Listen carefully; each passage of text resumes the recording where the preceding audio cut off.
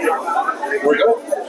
Okay, I'm here talking to my man Konrad Sheehan. What's up? How you doing, Konrad? Excellent. Good to see you. Obviously played the leader of the Bunks. How's it been going for 45th anniversary? Been enjoying the weekend? It's so nice to be here with my brothers and the people, the fans, and especially Chiller. There's a group of people that are just like you. We've become family. Sure. You know? Exactly. And it's just, so it's like coming home. It's great. I just love being here. That's great. Yeah, I mean, since Thursday morning, 4 o'clock in the morning, LA time, up until last night, I think I was on 3+ hours sleep. Wow. And it was just, and it wasn't tired. It was just pure adrenaline. Yeah. So I'm so happy to be I here. gotta ask you, the Warriors, 45 years now. This film just keeps on getting bigger and bigger and bigger, and it's become one of the biggest cult films of all time. What are your thoughts on the longevity of the film and why it resonates with so many fans? Well, first of all, it's Walter Hill, it's Andy Lazzaro, it's Bobby Manning, absolutely, it's the cast, it's the time that it was shot, and it should never be remade. Although Lin-Manuel Miranda is thinking about bringing it to Broadway, just that head rolling off of his lips freaks me out, you know. But also, it's with the video game and with the Funko Pop. But there are now children coming, and so no joke. So I always say, I show them this, and I say, do you know what this is for? And they're like, I don't know. It's for cutting vegetables. So I don't, no violence, and it's just a beautiful, colorful. Oh, even Joe Walsh. It was ahead of its time too, and I think, like you said, the three of the unsung heroes were Bobby Maddox, and Andrew Laszlo, and Barry DeBorzon too, who did the soundtrack. Yes, of course. You take away those three things, right? Exactly. So, can you give us a little history on how you got started acting and how you got the role in the Warriors? Well, I guess to bring it back just a little, I wanted to be a psychologist. Okay. But when I went to my first year, I found out that you had to inject the mice or the rats and then kill them to collect the data and all. Okay. And I was like, I went into a midlife crisis. And then I thought, I don't know why I thought, but maybe I'll go into acting and I'll be able to work with Al Pacino. So my dream was to work with De Niro, Hoffman, and Pacino. And so to make a long story short, I got to do a scene with De Niro in Raging Bull with Joe Pesci, doing stunts for Joe Pesci. I did stunts for Dustin Hoffman in Ishtar. And then at the time, there was no pagers or phones, So I only had, it's like a 24-hour answering service. So at that time, I was coming to LA. I was going to LA, but at that time you could drop off your luggage to the airport the night before, and I had a bunch of stuff. I dropped it off at the airport. I came home, called the answering service. I got a call from my agent, Jeff Hunter, and he said, go down to Greenwich Village and do a scene with Pacino. No audition. And I missed it. So I 2 out of 3. I got my dream. Good for you. Good for you. But Tom Waits actually did a play with Pacino at Circle in the Square, Murray and Buffalo. Now, how did you go up for the role of the punk? And so I literally fell into stunts. So I moved to the city, and because I had a background in gymnastics and karate, my old gymnastics coach found out that they needed a guy to do a stair fall for Rose Gregorio and Eyes of Laura Mars. So I met the casting director. I got the gig, so I literally fell into stunts. Literally, wow. And so then you do that, and then I got another film, and then you start getting a reputation. Sure. And so in the stunt world, it's harder to get into stunts than acting, because we have to trust our lives with each other, And so I literally just got booked to do the fight scenes in the Warriors. Wow. And then, so we all met. Initially going to be up for the role of the punk leader? We were, essentially, yes, because we were going to do the fight scene. Yes. So not the punk leader. Because, so we go and we all met Craig Baxley, and we all went to, it was, I forget where it was. Was it? I don't think it was Astoria Studios. Yeah, it was Astoria. It was Astoria. It's Astoria. And so Walter sees me, I guess, and he looks, and he says, "Can you roller skate?" And I was like, "Yeah," and I couldn't, of course. But being that I have a gymnastic background and a karate background, I had the skill set, Yeah, so it was just practice. So I got skates, and I practiced in Central Park, like near Sheep's Meadow, right near the band shell, like right there. Wow. There's still people skating there today. Is that right? On the weekends, How long did it take you? Oh, well, he gave me the whole summer to practice, and also he said, "Grow your hair." So you didn't have long hair at the time. No, I didn't have long hair.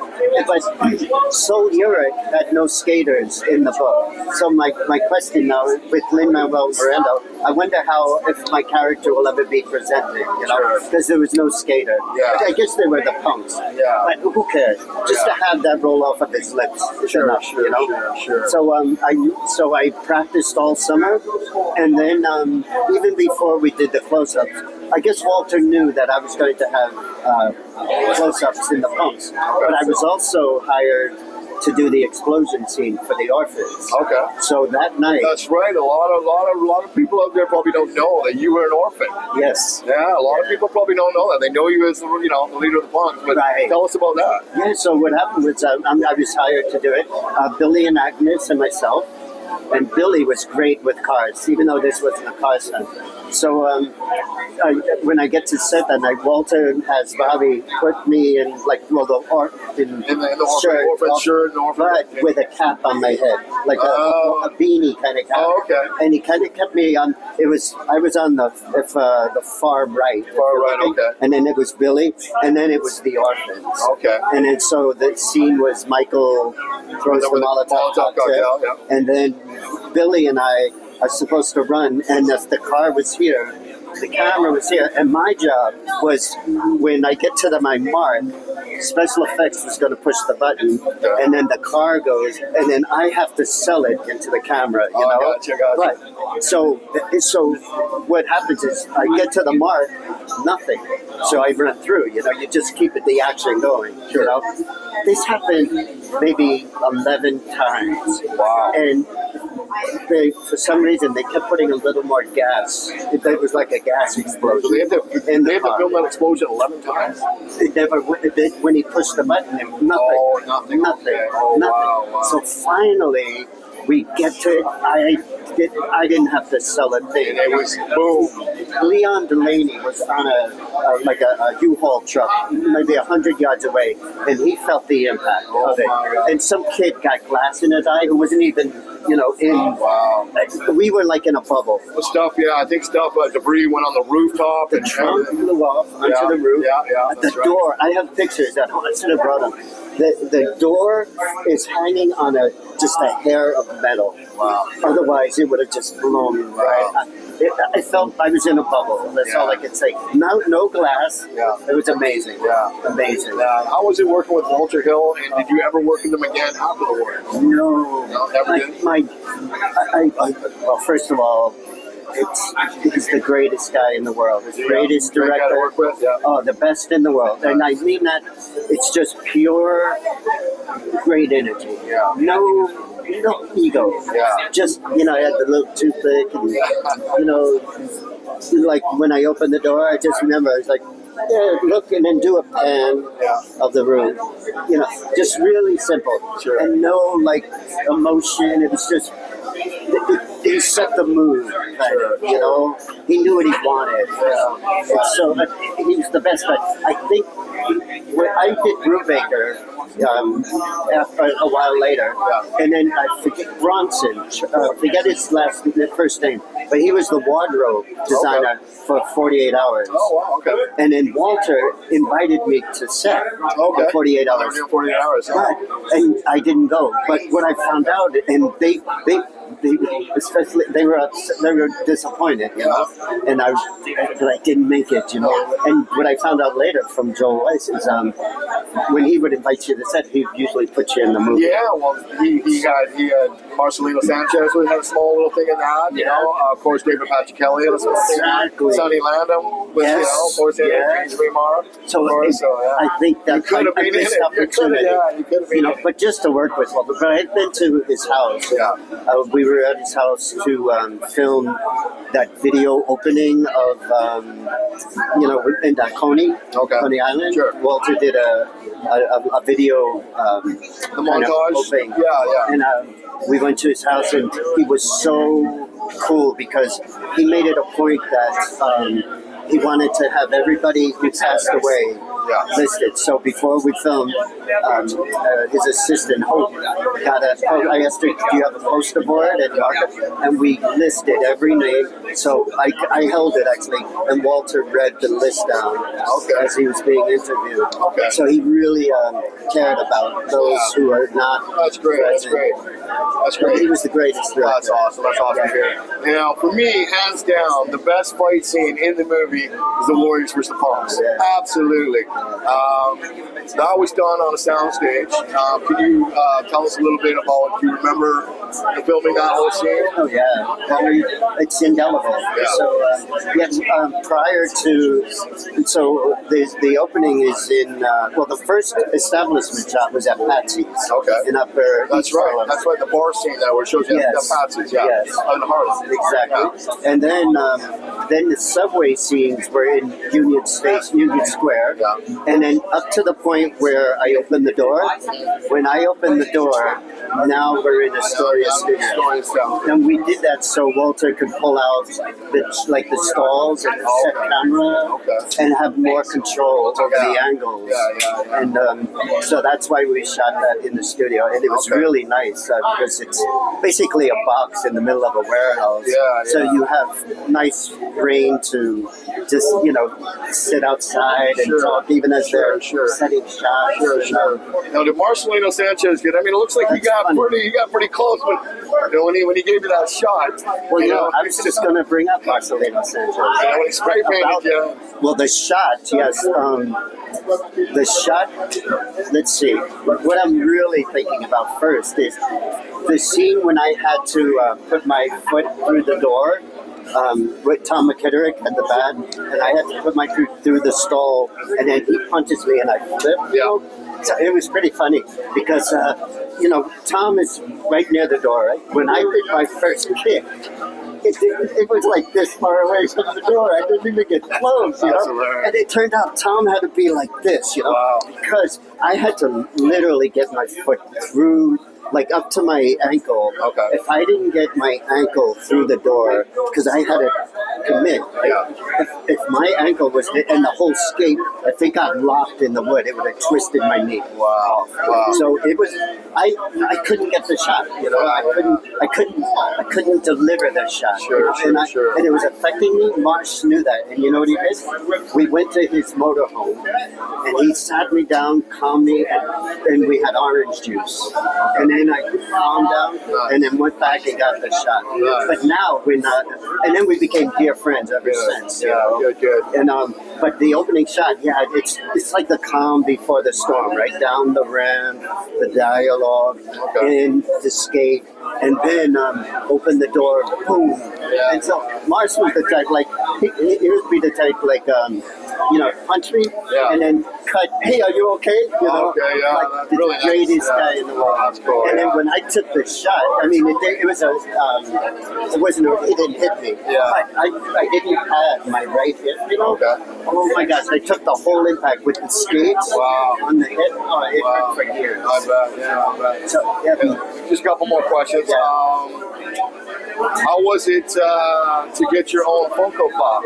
Finally get your own figure. How was that? Man. Well, you want to know something? We're at Chiller 2024. When was the last one? 2019 for the 40th. I was sitting next to Jerry Hewitt, and Jerry was great also. I was actually right here. This is where I was supposed to be. And Jerry came in, and he was over there.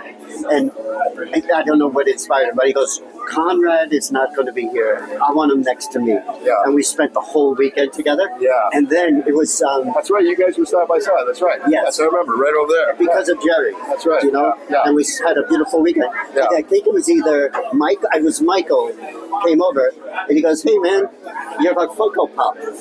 So I found out here through Michael. Oh, is that how you found out? That's how I found out. Oh, wow. And then my daughter calls me. She Okay. found out. And then our neighbor knocks on the door. And, Yeah. you know, we were here, but no, it says, you know, "You're a Funko Pop." They were freaking out, you know. Nice, But the nice. coolest part of it is that my daughter would say, "Hey, my dad's a Funko Pop," or my grandson, Yeah. my granddad's a Funko Pop. Nice. That's cool. That's very cool. Yeah. Very cool. I love it. All right, so let's see.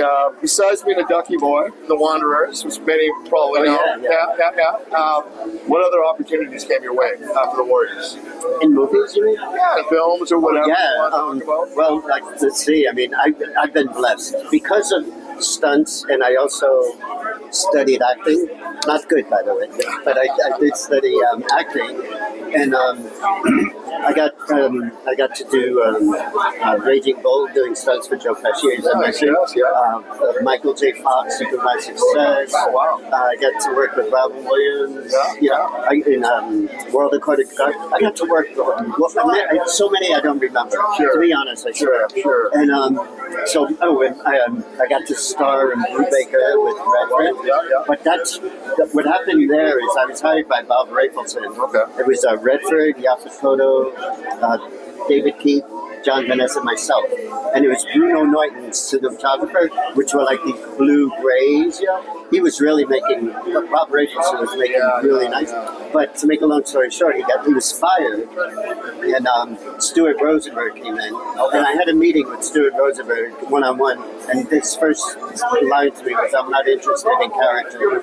Basically, because of time constraints. Sure. You know, he was basically reshooting Cool Hand Luke. Okay. So, and then he brought in like Jane Alexander. There were no women in the original movie. Okay. So it told the whole chemistry of the movie changed. Wow. But, You did a lot of good films then. You did a lot of that. I was blessed. Last question, I'm sure a lot of the fans would love to know is, do you own the original overalls or jersey or your roller skates? So I remember specifically, we rapped, and we did a group shot together. It's on Craig's table. Okay. And actually, I didn't bring it. And so I asked Bobby Mannix, "Can I take the overalls?" And she said, "Really can't, because we may do pickup shots, you know." Oh, okay. But I should say, I'll treat it. You know. So I didn't get the overalls, but Walter Hill was into punk rock at the time. So the punks were supposed to be punk rockers. Yeah. So Bobby made an original leopard jumpsuit for me, Okay. and it had like a diamond in the crotch because she knew I was going to kick through the door. Yeah. And so after they shot the Furies, it was so colorful. That's why they put us in the overalls. Okay. So I didn't get the original overalls, but I do have the leopard jumpsuit, Okay, cool. and I do have the skates. You got the roller skates. There you go. There you go. Any parting words for the fans worldwide? I just love you. It's like we're just so full of beautiful energy right now. It's like a love fest here. Nice. So it's so nice being here. If you have any questions, contact. Well, thanks a lot for your time, And then, Konrad. and then look up, where's that card? Yes. No, there's your card for not this card, your business card. Oh, there it is. Oh, and this is for the Warriors 1979 WPG. So there you go. you can go there, and then that's my brother. Yeah. And that's it. Thanks a lot, Konrad. Thank you. Much appreciated, buddy. And thank you for everything. Thank do you for both of everything. you. Yeah, thank you, Konrad. All right. Cheers. Take care, buddy. You got it. All right.